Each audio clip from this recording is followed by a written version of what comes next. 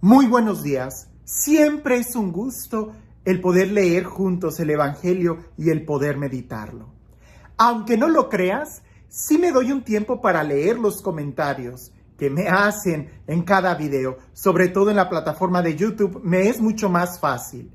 En la de Facebook, como los videos van quedando en una lista, se me hace muy difícil el poder ir a los videos antiguos y poder ver cuáles son los comentarios. Y ver los comentarios que me hacen en inbox, pues es todavía muchísimo más difícil porque son muchísimos los comentarios que recibo y son todavía muchísimas más las cadenas que recibo. A veces ni siquiera las leo. No las leo porque son tantas y les agradezco la intención. Hay algunos que incluso me reenvían los videos que yo mismo estoy grabando. Y cuando los veo digo, bueno, algo me ha de querer decir el Señor, como que viva lo mismo que yo estoy predicando. O porque yo tengo que escuchar, que no se me olvide, el mensaje que yo también estoy dando. Me gusta mucho decir eso. Yo soy el que está en la primer fila, presenciando el milagro de la Eucaristía. No porque sea el sacerdote, quiere decir que no soy yo el primero que debe de escuchar lo que se está diciendo en el Evangelio. Y una de las preguntas y comentarios que últimamente han estado saliendo mucho a flote es, y me imagino yo, debido a lo de la fiesta de Pentecostés, y en estas lecturas que han estado hablando sobre el amor, es cómo vivir en el amor. Cómo amar a Dios con todo el corazón, cómo ser fieles a Dios, cómo buscar en la santidad. Y aunque soy honesto, yo no tengo la respuesta para todo.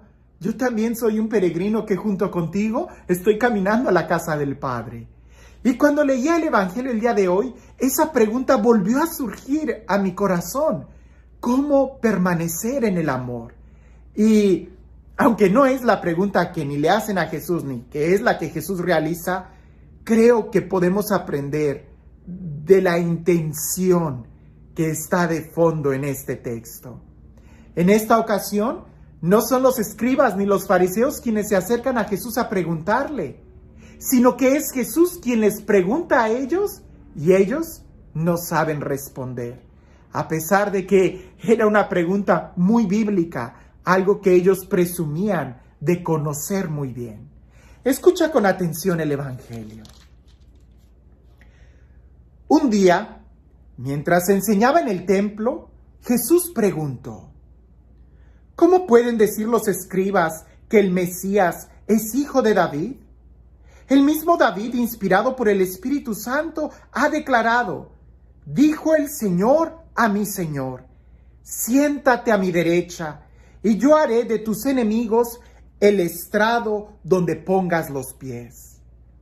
El mismo David lo llama Señor. ¿Cómo puede ser hijo suyo? La multitud que lo rodeaba, que era mucha, lo escuchaba con agrado. Aquí hay una paradoja.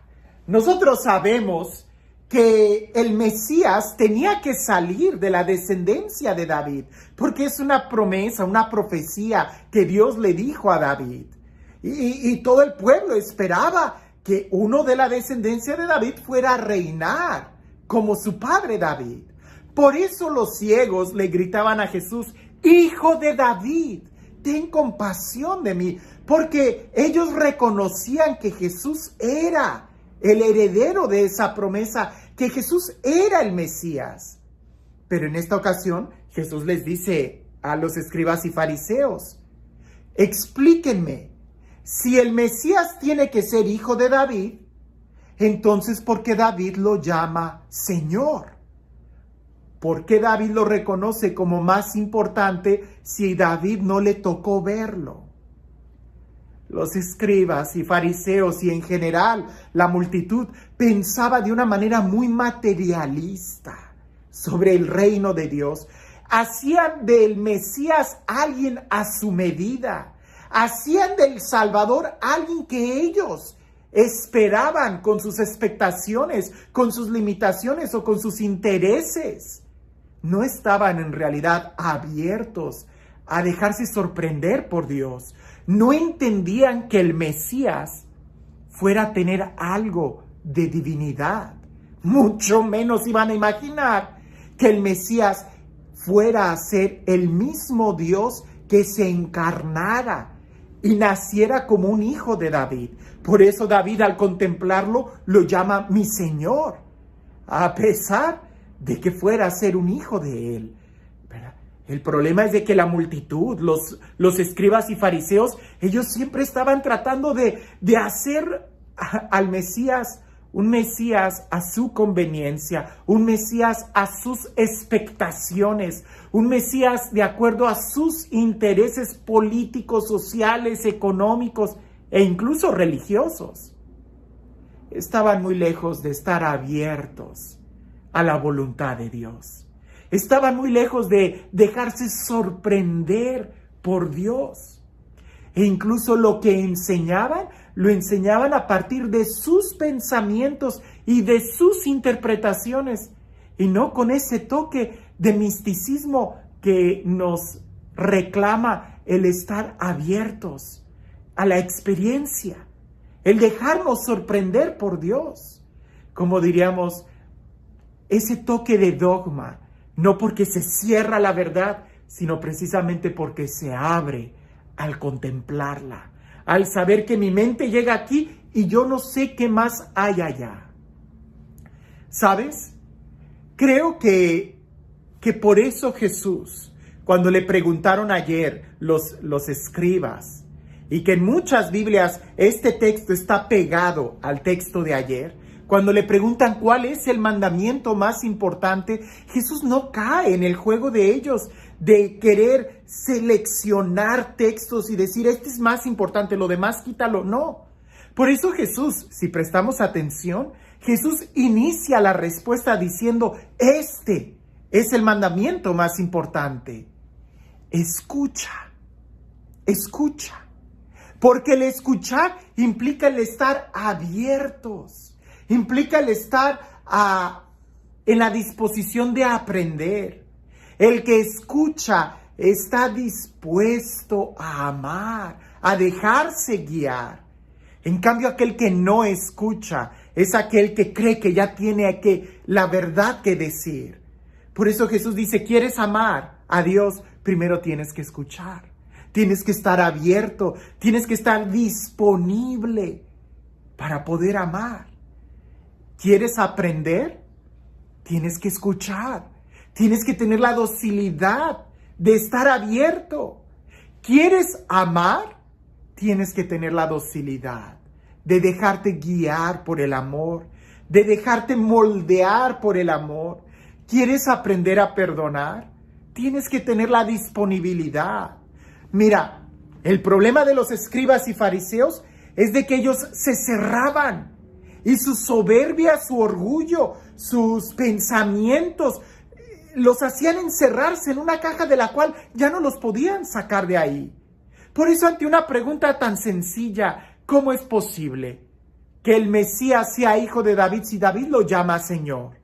Ellos no sabían, pues claro, porque ya habían hecho un Mesías a su manera y no se dejaban sorprender por Dios, quien es el que se encarna en la persona de Jesús.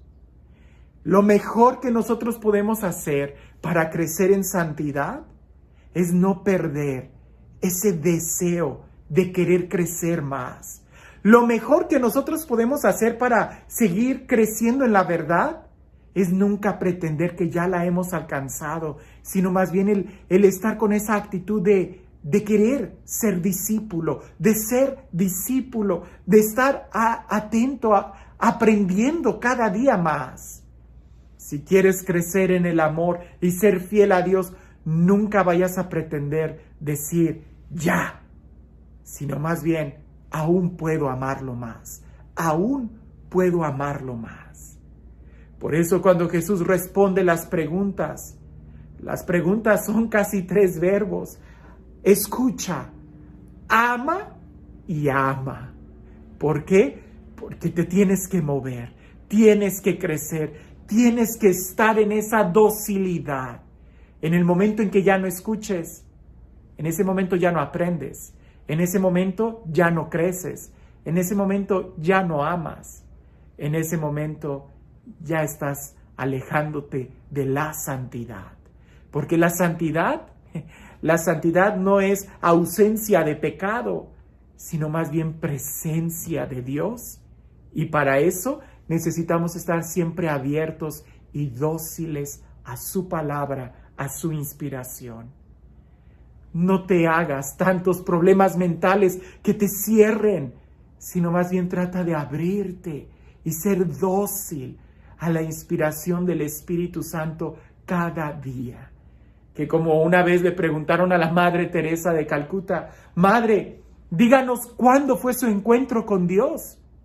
Y ella, alzando los ojos, dijo, hoy. Es que eso es cierto. Cada día debe de ser un encuentro con el amor de Dios. Deja que Jesús te haga preguntas. Pregúntale a Jesús y si no hay respuesta, quiere decir que la respuesta no es un enunciado, sino pareciese más que es un modo de vivir. ¿Cuál es el mandamiento más importante? Jesús dijo, amar. Es un modo de vivir. Y este Dios, el Dios de la verdad, de la vida, del amor, de la santidad, el Dios que nos acompaña y que está muy cerca de nosotros, que sea Él quien el día de hoy te bendiga. En el nombre del Padre, del Hijo y del Espíritu Santo. Cuentan por ahí que un rey tenía 2 amigos, pero resulta que estos 2 muy amigos del rey los habían cachado en una fechoría y la condena era la muerte. Como el rey no quería perdonarles y darles el indulto y quedar mal ante todo el pueblo, determinó hacer algo que pudiera ayudarles a escapar. Lo que tenían que hacer era caminar sobre una cuerda de un extremo al otro y abajo iba a haber un pozo muy profundo. Si ellos caían, ya no iban a poder salir de ahí y se iban a morir. Así que primero pasa uno y cuando va caminando en aquella cuerda logra salir y salva su vida. Y el otro le grita, ¡Hey, amigo! Dime, ¿cómo le hiciste para llegar al otro lado? Y aquel voltea y le dice, ¿y cómo quieres que te diga si yo ni siquiera lo sé? Solamente camina. Y si te estás inclinando a la izquierda, inclínate a la derecha. Y si te inclinas a la derecha, inclínate a la izquierda. Pero sigue caminando derecho. Es que no hay una respuesta a cómo vivir en el amor. Solo camina. Te estás inclinando hacia un lado, inclínate hacia el otro. Qué bien dice el libro de Deuteronomio. No camines ni a la derecha ni a la izquierda, sino sigue derecho. Ese pareciese que es el secreto. Caminar, vivir en la disposición de aprender y de amar. Que tengas un excelente día.